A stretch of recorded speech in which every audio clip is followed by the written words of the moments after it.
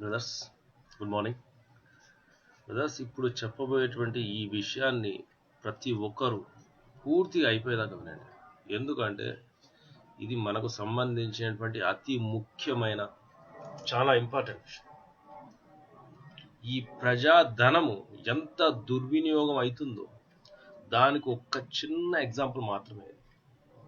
కాబట్టి బ్రదర్స్, ప్రతి ఒక్కరు ఈ విషయాన్ని క్షుణ్ణంగా విని ప్రతి ఒక్కరికి, ఈ దేశంలో ప్రతి ఒక్కరికి చేరే విధంగా మీరు షేర్ చేస్తారని, కామెంట్ చేస్తారని ఆశిస్తూ, కోరుకుంటూ ఈరోజు ఈ విషయాన్ని మేము ముందర పెట్టబోతాం. మన దేశపు పార్లమెంట్, న్యూఢిల్లీలో ఉన్నటువంటి పార్లమెంట్లో ఒక క్యాంటీన్ ఉంది. ఆ క్యాంటీన్లో ఉండేటువంటి రేట్లు మీకు ఇప్పుడు చెప్తాను. టీ 1 రూపాయి, సూపు 5 రూపాయలు, దాల్ అంటే పప్పు 1.5 రూపాయి, మీల్ అంటే అన్నం 2 రూపాయలు, చపాతీ 1 రూపాయి, చికెన్ 24 రూపీసు, దోశ 4 రూపాయలు, వెజ్ బిర్యానీ 8 రూపాయలు, ఫిష్ 13 రూపాయలు, ఫ్రూట్ సలాడ్ 7 రూపీసు, పాయసం 5 రూపాయలు. అంటే వీళ్ళకు ఎంత తక్కువ ధరలో ఇక్కడ వచ్చేసి భోజనాలు, టీలు కానీ, సూపులు కానీ ఇవన్నీ ప్రొవైడ్ చేస్తా ఉంటారు.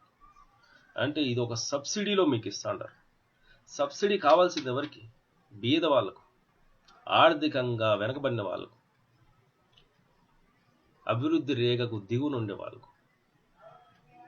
మీరు ఎంత పేదవాళ్ళు? మీరు ఏం తినేదానికి మీ దగ్గర తిండి లేదా? అడుక్కుంటాడారా? ఎవరి డబ్బు ఇదంతా? ఎవరబ్బా సొత్తు ఇదంతా? గౌరవనీయులైనటువంటి నరేంద్ర మోడీ గారు, భారతదేశ ప్రధానులు, మీరు ప్రజలకు ఏమో చేస్తానని చెప్పేసి ప్రజలందరూ నమ్మి మిమ్మల్ని పార్లమెంట్లో కూర్చొని పెట్టినారు. మీరు ఈ విషయం గురించి చర్య తీసుకోవాలి. ఇప్పుడు ఒక్క విషయం అడుగుతాండ నేను. నిన్న వచ్చినటువంటి ఆ గ్యాస్ సబ్సిడీ గురించి న్యూస్ వచ్చింది చూసినారు ప్రజల్లో. అర్హులైన వాళ్ళందరూ, మీరు డబ్బు ఉండి మార్కెట్లో కొనగలిగేటువంటి స్థితి ఉండి వచ్చేసి మీరు ఉన్నప్పుడు గ్యాస్ సబ్సిడీని వదులుకోండి అని మీరు చెప్తాండారు. దాని ద్వారా 100 కోట్ల రూపాయలు వస్తాయి. ఆ 100 కోట్ల రూపాయలు మళ్ళా మేము తిరిగి ప్రజలకే ఖర్చు పెడతాండాము అని చెప్పేసి మీరు అంటున్నారు. అయితే నరేంద్ర మోడీ గారు ఒక్క విషయం అడుగుతున్నాను. వీళ్లకు మార్కెట్లో గ్యాస్ సిలిండర్ మాత్రమే కొనగలిగేటువంటి స్థితి ఉండి ఆ సబ్సిడీని వదులుకోమని అంటాండారే, మీరు ఈ సబ్సిడీని మీరెందుకు వదులుకోకూడదు అని నేను అడుగుతాండా. 1 రూపాయి టీ, ఒక బీదవాడు కూలి చేసుకొని కష్టపడి ఒక టీ తాగదామంటే వెళ్ళి 7 రూపాయలు, 5 రూపాయలు. వానికి కావాలి అక్కడ సబ్సిడీ, మీకు కాదు కావాల్సింది. ప్రజలను బాగుపరిచేదానికి నాయకులైనటువంటి మీకు కాదు సబ్సిడీ కావాల్సి వచ్చింది. సబ్సిడీ కావాల్సింది మాకు. ఒక్కొక్క ఎంపీకి జీతం ఎంత? 80,000 రూపాయలు, 45,000 రూపాయల అలౌన్సులు. ఒక్కొక్క రోజు పార్లమెంట్కి పోతే 2,000 రూపాయలు మళ్ళీ స్పెషల్గా.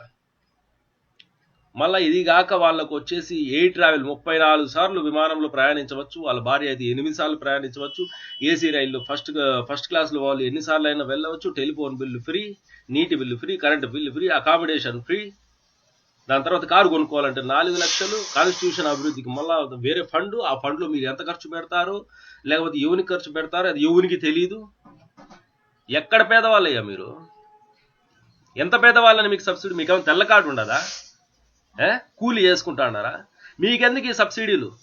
మీరు అడిగే వాళ్ళు లేరనా? దీనికి వచ్చేసి ప్రజలకు మీరు సమాధానం చెప్పాలన్నా వద్దా? సిగ్గు లేకుండా శాసనసభలో ఎంపీలకు, ఎమ్మెల్యేలకు జీతం పెంచాలంటే సిగ్గు లేకుండా ఈ మాదిరి మీరందరూ చేతులు ఎత్తినారే జీతం పెంచాలని చెప్పేసి. ఆ బిల్లు ప్రవేశపెట్టినప్పుడు ప్రతిపక్షము, విపక్షము, స్వపక్షము, ఆ పార్టీ, ఈ పార్టీ, ఏ పార్టీ అని తేడా లేకుండా అందరూ సిగ్గు లేకుండా ఇట్లా చేతులు పైకి ఎత్తినారే. సిగ్గుండక్కర్లా మీకు? ప్రజలు ఇక్కడ ఎంత కష్టాలు పడతా అంటే వాళ్ళకి వచ్చేసి వాళ్ళకి ఏదైనా బిల్లు పెట్టినప్పుడు మీరు కొట్టుకొని చేస్తారు, కుర్చీలు ఇసుకుంటారు, ఒకరికొకరు చెప్పులు చూపించుకుంటారు. మీరు రౌడీలా? ఏ విధమైన నాయకులు మీరు? ఒక్కొక్క ఎంపీ పైన ప్రభుత్వము ఎంత ధనం వృధా చేస్తుంది. రాజ్యసభలో 230 పైన వచ్చేసి ఎంపీలు, ఈడ లోక్సభలో వచ్చేసి 545 మంది ఎంపీలు, మొత్తం 700 పైన ఎంపీలు చిలుకు. ఒక్కొక్కరి పైన ప్రభుత్వము దాదాపు 2 కోట్లు వాళ్ళ పర్సనల్ నిధులకు ఖర్చు పెడతా ఉంటే ఈ 214 దాదాపు 1500 కోట్లు, 1500 కోట్లు ఈ రోజు నిన్న మీరు ఆంధ్రప్రదేశ్ ఇచ్చినటువంటి రాజధాని నిర్మాణం కోసం ఎంగిల్ మెత్తులు ఇచ్చినారే 1500 కోట్లు, అది మీ సొంతానికే తగలబెట్టుకుంటున్నారు.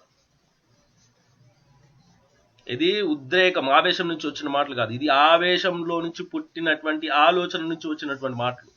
దీని అంతటికి ప్రజల నుంచి సమాధానం చెప్పాల్సిందే మీరు. ప్రతి ఒక్కడు ఈ క్వశ్చన్స్ ప్రతి ఒక్కరి హృదయంలో ఉన్నాయి, ప్రతి ఒక్కరి మైండ్లో ఉన్నాయి. కాకపోతే వాళ్ళు అడగలేకపోతున్నారు, నేను అడుగుతున్నాను. నాకు భయం లేదు. ఈ మీడియా వచ్చేసి నరేంద్ర మోడీ చూసినా కానీ, చంద్రబాబు నాయుడు చూసినా కానీ, జగన్ చూసినా కానీ, ఎవడు చూసినా మనకు భయం లేదు.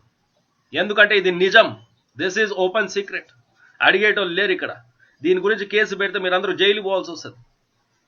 గ్యాస్ సబ్సిడీ గురించి గ్యాస్ సిలిండర్ పెడితే 40 లక్షలు ఇవ్వాలంట ఒక్కొక్కరికి. ఆ విషయం ఎందుకు దాచిపెట్టినారు మీరు కేంద్రం కావచ్చు? ఇదంతా ప్రజలకు మీరు చేస్తున్నటువంటి అన్యాయం కదా. మీకైతే పెన్షన్ ఉండాలి, కొత్తగా ఉద్యోగస్తులు వాళ్ళకి పెన్షన్ ఉండకూడదు. మీకెందుకు పెన్షను?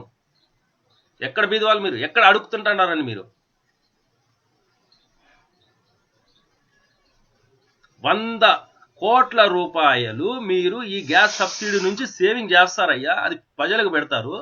మీరు పెట్టేటువంటి 1500 కోట్లలో నుంచి మీ ఖర్చులు తగ్గించుకొని, మీ ప్రయాణాలు తగ్గించుకొని, మీ టెలిఫోన్ బిల్లులు తగ్గించుకొని, మీ పెట్రోల్ ఖర్చులు తగ్గించుకొని, మీ దుబారా ఖర్చులన్నీ తగ్గించుకొని, వాటిలోంచి సగం డబ్బును సేవ చేసి ప్రజలు పెట్టినా అది 700 కోట్లు అవుతుంది. ప్రజల నుంచే వాళ్ళని పిండి వసూలు చేయాలని చూస్తుంటారు. మీరెందుకు ఖర్చులు తగ్గించుకోరు అని నేను అడుగుతున్నాను ఇక్కడ.